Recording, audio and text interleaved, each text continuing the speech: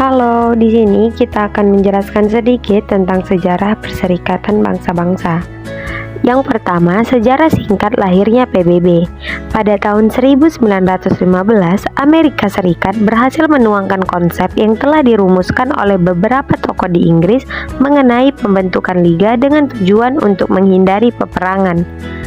Kemudian, pada tanggal 10 Januari tahun 1920, Presiden Amerika Serikat yang saat itu ialah Woodrow Wilson membentuk Liga Bangsa-Bangsa atau League of Nations dengan tujuan mempertahankan kedamaian internasional dan meningkatkan kerjasama internasional.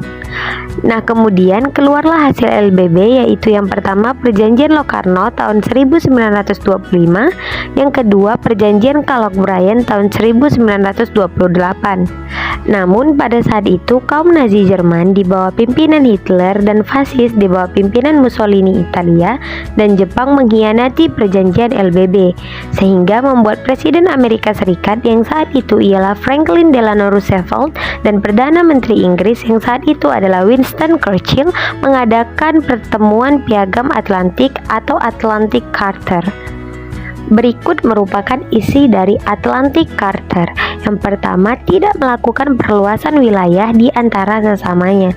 Yang kedua, menghormati hak setiap bangsa untuk memilih bentuk pemerintahan dan menentukan nasib sendiri. Yang ketiga, mengakui hak semua negara untuk turut serta dalam perdagangan dunia. Yang keempat, mengusahakan terbentuknya perdamaian dunia di mana setiap bangsa berhak mendapatkan kesempatan untuk hidup bebas dari rasa takut dan kemiskinan. Dan yang terakhir, mengusahakan penyelesaian sengketa secara damai. Pertemuan terbentuknya PBB. Berikut merupakan inti dari kejadian-kejadian terbentuknya PBB. Yang pertama, pada tanggal 30 Oktober tahun 1943 dilahirkan Deklarasi Moskow di Moskow. Yang kedua, pada tanggal 21 Agustus tahun 1944 di Washington DC digelar konferensi Dumbarton Oaks. Yang ketiga, pada tanggal 26 Juni tahun 1945 ditandatangani Piagam PBB dan mulai berlaku pada tanggal 24 Oktober tahun 1945 oleh 50 negara pendiri atau original members. Nah, yang keempat, hingga pada Juni 2006 PBB memiliki sekitar 192 anggota.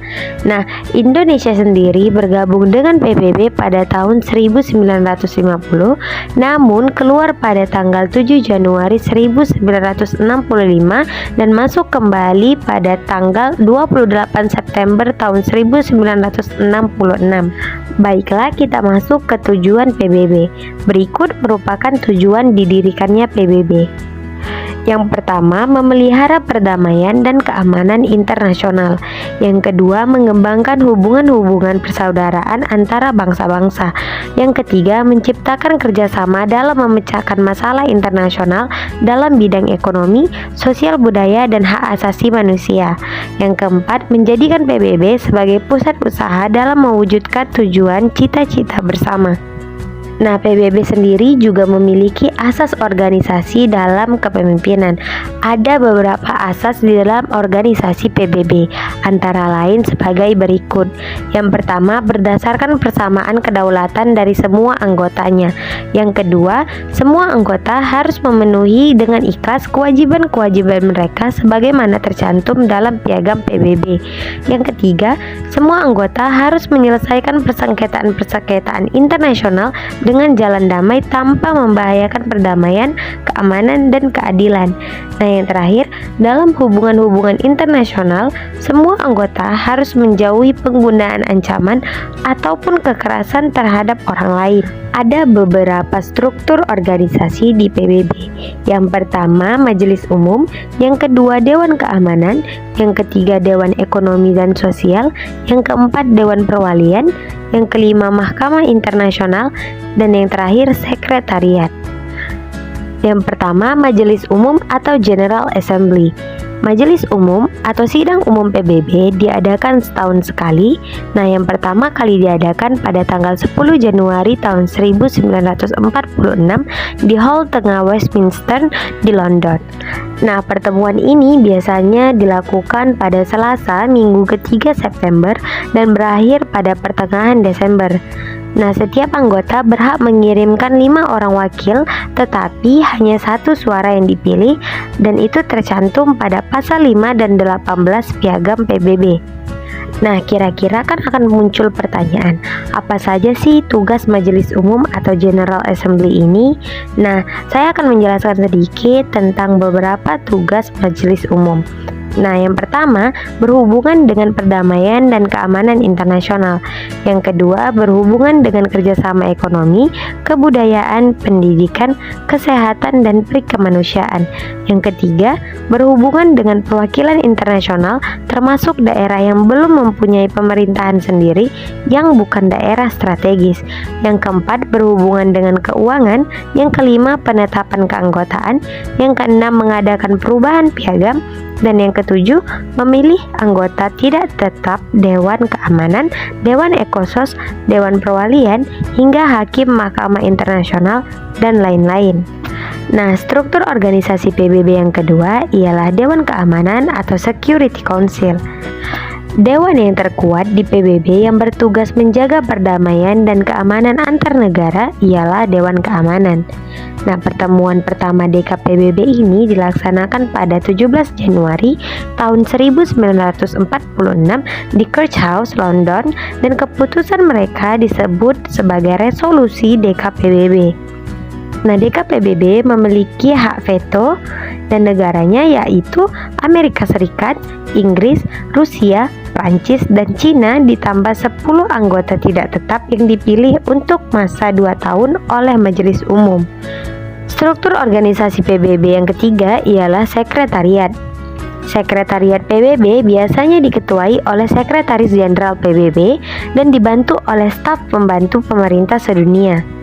Badan ini membawa tugas yang diatur oleh Dewan Keamanan Sidang Umum, Dewan Ekonomi dan Sosial, dan badan PBB lainnya. Struktur organisasi PBB yang keempat ialah Dewan Ekonomi dan Sosial atau Economic and Social Council atau ECOSOC.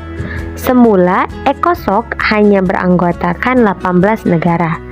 Namun kemudian dengan amandemen yang terjadi pada tahun 1963 yang berlaku pada tahun 1965 bertambah menjadi 27 negara, dan kemudian diamandemen lagi pada tahun 1971 yang berlaku pada tahun 1975 sehingga beranggotakan 54 negara.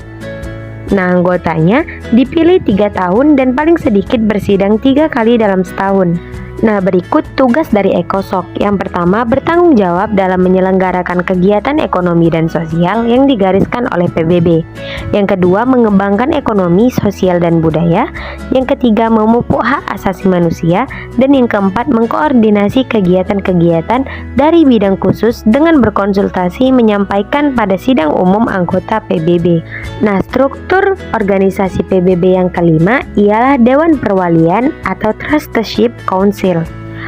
Tugas utama dari Dewan Perwalian adalah mendorong dan membantu mengusahakan kemajuan kemerdekaan penduduk daerah perwalian untuk mencapai kemerdekaannya. Nah, Dewan Perwalian sendiri memiliki komposisi yang terdiri dari yang pertama, anggota yang menguasai daerah perwalian, yang kedua, anggota tetap Dewan Keamanan, yang ketiga, sejumlah anggota yang dipilih untuk selama 3 tahun oleh sidang umum. Berikut merupakan fungsi dari Dewan Perwalian. Yang pertama, mengusahakan kemajuan penduduk daerah perwalian dalam negara untuk mencapai kemerdekaannya sendiri. Yang kedua, memberikan dorongan untuk menghormati hak asasi manusia. Dan yang ketiga, melaporkan hasil pengawasan kepada sidang umum PBB. Dan struktur organisasi PBB yang terakhir ialah Mahkamah Internasional atau International Court of Justice. Mahkamah Internasional ialah badan perlengkapan PBB yang berkedudukan di Den Haag, Belanda.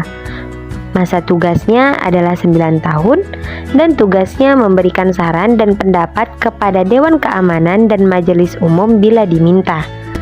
Nah, Dewan ini terdiri dari 15 orang hakim yang berasal dari 15 negara berdasarkan kecakapan hukum. Nah, negara yang bukan PBB juga dapat menjadi peserta Piagam Mahkamah Internasional sehingga dapat mengadili semua perselisihan yang terjadi antar negara bukan anggota PBB. Mahkamah Internasional mengadili perselisihan kepentingan dan perselisihan hukum yang berpedoman kepada perjanjian internasional, yang dimana dimaksud ialah traktat dan kebiasaan. Meskipun nantinya keputusannya terakhir dapat diminta untuk banding. Nah, pengadilan arbitrase internasional hanya untuk perselisihan hukum dan tidak perlu berdasarkan peraturan-peraturan yang berlaku. Nah, tugas pokok Mahkamah Internasional atau International Court of Justice itu sendiri ialah yang pertama, memeriksa perselisihan atau sengketa antara negara-negara anggota PBB yang diserahkan kepada Mahkamah Internasional. Yang kedua, memberikan pendapat kepada Majelis Umum tentang penyelesaian sengketa antara negara-negara anggota PBB. Yang ketiga, menganjurkan Dewan Keamanan PBB untuk bertindak terhadap salah satu pihak yang menghiraukan keputusan Mahkamah Internasional. Dan yang keempat, memberi nasihat tentang persoalan hukum kepada Majelis Umum dan Dewan Keamanan PBB. Yuhu! Selesai sudah sejarah singkat mengenai Perserikatan Bangsa-Bangsa yang telah kami buat. Apabila ada kesalahan dalam perkataan dan penulisan, kami memohon maaf. Thank you, because always stay here until the end, and see you for the next video. Don't forget to like and share this video. So, bye bye, annyeong.